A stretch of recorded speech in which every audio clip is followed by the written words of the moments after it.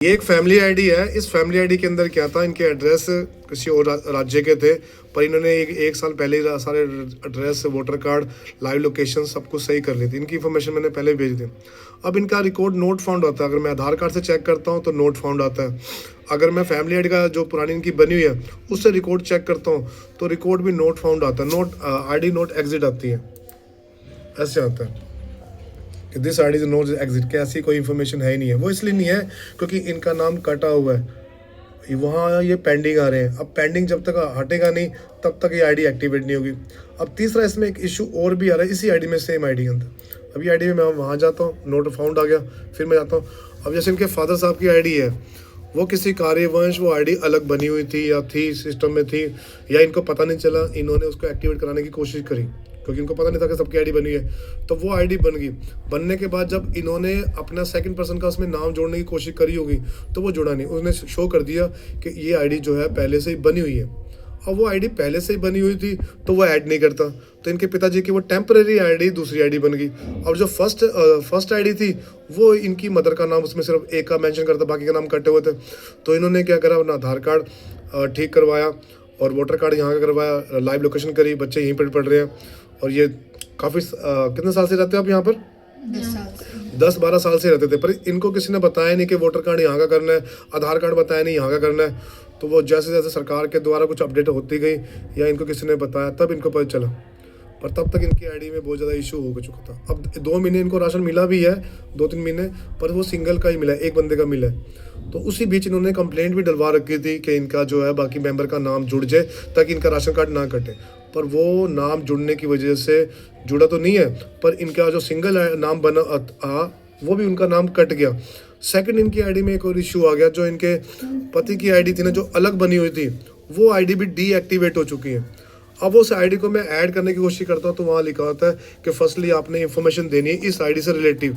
अब इस आईडी से रिलेटिव मैं इन्फॉर्मेशन देता हूँ तो ये आईडी दोबारा से टेम्परेरी बन जाएगी। पर इन्होंने क्या करना है, इस आईडी को यहाँ नहीं जनरेट करना, इस आईडी में ऐड करना है जो आईडी फाउंड नहीं हो रही। तो इनकी समस्या यही है कि इनकी एक आईडी जो है वो डीएक्टिवेट हो चुकी है क्योंकि वो इनके एड्रेस बाहर के मिले थे या सिस्टम की गलती से वजह से डीएक्टिवेट हो गया। दूसरा, इनके पति की भी जो आईडी सिंगल बनी हुई थी वो भी डीएक्टिवेट हो चुकी है, वो भी अभी फिलहाल तो वहाँ शो नहीं कर रही। अब इन्होंने क्या करना है, अपनी आईडी के अंदर अपने पति को जोड़ना है, पर अपनी आईडी में तब ये जोड़ेंगे अपने पति को जब इनकी आईडी वहाँ पर शो कर रही होगी, क्योंकि वो तो माइग्रेट वाला था, वो तो आईडी डीएक्टिवेट होगी और वहाँ भी इनकी रिक्वेस्ट जो है पेंडिंग आ रही है।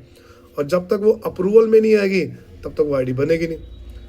तो इनका क्या होगा, जो इनकी पुरानी आईडी है उसी को एक्टिवेट करना पड़ेगा, तब जाके इनके जो पति का नाम है उसमें दर्ज किया जाएगा। क्योंकि दर्ज करने के लिए वो आईडी पहले से एक्टिवेट होनी चाहिए, चाहे उसमें एक बंदे का नाम है, चाहे 2 बंदे का, चाहे 3 बंदे का। दूसरा, उसमें फ़ोन नंबर लिंक होना चाहिए। और तीसरा, जिनका भी नाम आपने जुड़वाना उनका आधार कार्ड हरियाणा का होना चाहिए, वोटर कार्ड हरियाणा का होना चाहिए, और आधार कार्ड से लिंक फ़ोन नंबर पे ओटीपी जाएगा, बैंक की कॉपी लगेगी, पैन कार्ड, माता पिता का नाम लगेगा, जाति जो उनकी जाति है। और आईडी बनाने से पहले जाति भी चेक करनी पड़ेगी, जो पुरानी इनकी आईडी बनी थी उसमें जाति क्या। तो फिलहाल तो इनकी भी रिक्वेस्ट पेंडिंग आ रही है, मैं अभी दिखाता हूँ पेंडिंग कैसे आ रही है। तो ऐसे बहुत सारी दिक्कतें लोगों को आ रही हैं, तो वो ठीक करवाने के लिए उनको बहुत मुश्किल हो रही है। अभी सेक्टर 12 में आते हैं, अपना काम धंधा छोड़ के जाते हैं, फिर वो वहाँ से आते हैं, फिर यहाँ आते हैं। अब सेक्टर 12 वाला ठीक है, अपने हिसाब से काम कर रहे, क्योंकि उनके हाथ में है वो कर रहे हैं, पर ये तो यहाँ से फंस गए ना। अभी देखो ये आईडी है इनकी, देखो मेरा काम ये है कि लोगों की जो आईडी गलत है उसको वेरीफाई करना। दूसरा क्या है कि मैं एमएलए के चुनाव में खड़ा हुआ था, इन लोगों ने मुझे वोट दिया, तब भी मेरा फ़र्ज़ बनता है और एक इंसानियत के नाते मेरा फ़र्ज़ बनता है कि मैं इनका काम करूं, चाहे मैं वोट में खड़ा हूं, जीतूं, हारूं या कुछ भी हो, डजेंट मैटर। एक इंसानियत के नाते। और एक बच्चा ये पढ़ रहा है, अब ये बच्चा पढ़ाई करेगा या 24 घंटे मेरे पास आके या सरकारी ऑफिस का चक्कर काटेगा, तो ये भी एक वो बनता है। तो ये बच्चा अपना टाइम वो करेगा। अब ये बच्चा अपने स्कूल या कॉलेज में जाकर पढ़ेगा या फिर यहाँ पर टाइम करेगा। दूसरा क्या है, सरकार के द्वारा हर डिपार्टमेंट के साथ ये आईडी को फिक्स कर दिया गया।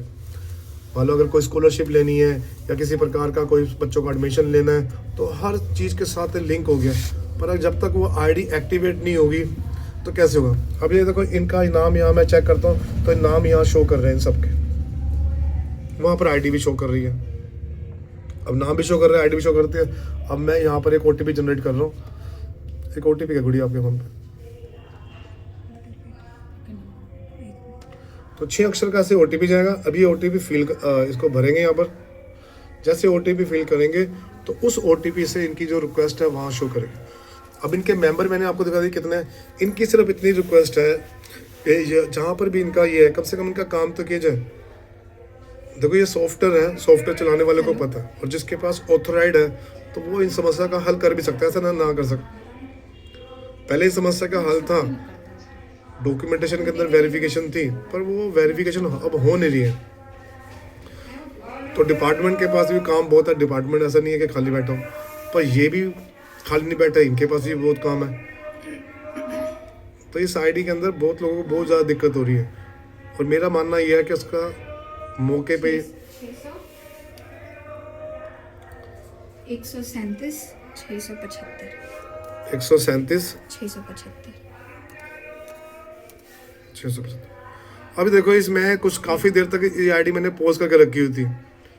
वो इसलिए पोस्ट करके रखी थी क्योंकि ये फ़ोन नंबर लेके नहीं है। तो मेरी एक अपील भी आप लोगों से, कभी भी किसी ने कोई काम करवाना है तो एक आईडी भी अपने हाथ में लेके आए ताकि उनको दिक्कत ना। देखो अभी इनका नाम यहाँ पर है।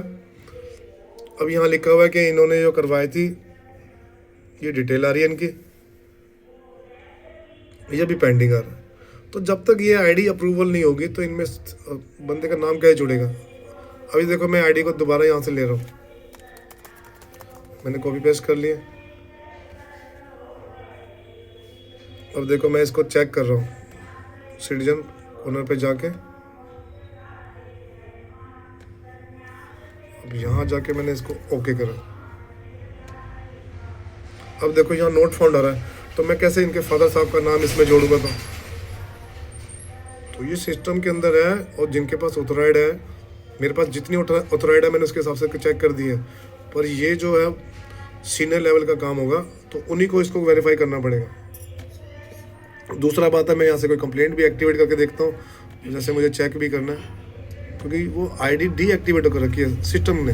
जब तक सिस्टम में एक्टिवेट नहीं होगी तो कैसे इनके काम होंगे। अब ये घूमता रहेगा क्योंकि ये आईडी वहाँ शो ही नहीं कर रही, एग्जिट ही नहीं है, जो मैंने आपको शुरू में दिखाया था। तो ये देखो ये आ रहा है। तो इनकी समस्या सिर्फ इतनी है कि इनकी जो पुरानी आईडी है वो एकदम एक्टिवेट की जाए, उसको अप्रूवल दिया जाए। जब वो अप्रूवल आएगी तब इनके पिता का नाम इस आईडी के अंदर एक्टिवेट होगा, और तभी इनकी समस्या का हल होगा। अदरवाइज ये एक से दूसरे एरिया में घूमते रहेंगे, कुछ नहीं इनका काम होने वाला। जय हिंद, जय भारत। हो सके तो लोगों की समस्याओं का अंत किया जाए, उनको एक डिपार्टमेंट से दूसरे से तीसरे या चौथे डिपार्टमेंट में ना भेजा जाए, क्योंकि ये भी भारत के वासी हैं, इन्होंने भी अपने काम करने होते हैं। ये अपना काम करेंगे या यहाँ बैठेंगे। बच्चा पढ़ेगा तो यहाँ मेरे लिए अपना OTP का इंतजार करेगा। और मैंने पहले बोला था इनके पिताजी इतना बोल नहीं पाते, उनका भी एक मेडिकल की फाइल है, वो भी अटकी पड़ी है। तो उनके पेपर भी वहाँ से अटके पड़े हैं, इनके पेपर यहाँ से अटके हुए हैं। तो लोग क्यों करेंगे बताओ। अपने देश में लोग परेशान रहेंगे तो कैसे होगा। क्योंकि जब सरकार का वादा था कि ये सब हमारे फैमिली मेम्बर हैं, हम किसी भी फैमिली मेम्बर के ऊपर कोई भी आँच नहीं आने देंगे, कोई भी काम होगा तो हम करेंगे। तो जैसे हम इलेक्शन के टाइम जगह जगह रैली निकालते हैं, रैली उनसे मिलने जाते हैं, तो वही अगर हम 365 दिन इनके लिए काम करेंगे तो अगली बार शायद रैली हमें निकालने की जरूरत नहीं पड़ेगी, इनके काम अपने आप जल्दी से हो जाएंगे। ये खुद ही आपको वोट दे देंगे। तो उसमें वोट गड़बड़ी होने का, ये होना, कोई एलिगेशन लगाता है किसी प्रकार का, वो एलिगेशन लगाने का काम ही खत्म हो जाएगा। क्योंकि जनता को तो काम चाहिए, काम होगा तो अपने आप आपको वोट देंगे उन चीज़ों के लिए। तो इन चीज़ों को भी देखा जाए, ताकि ये जो आप ट्रस्ट करके आपको अपना काम करने की जिम्मेदारी देते हैं, उसको हर डिपार्टमेंट के लोगों या सरकार को या जो भी इनको करता है, चाहे वो CSC वाला हो, चाहे वो दुकानदार हो, वो ढंग से करे। जय हिंद, जय भारत।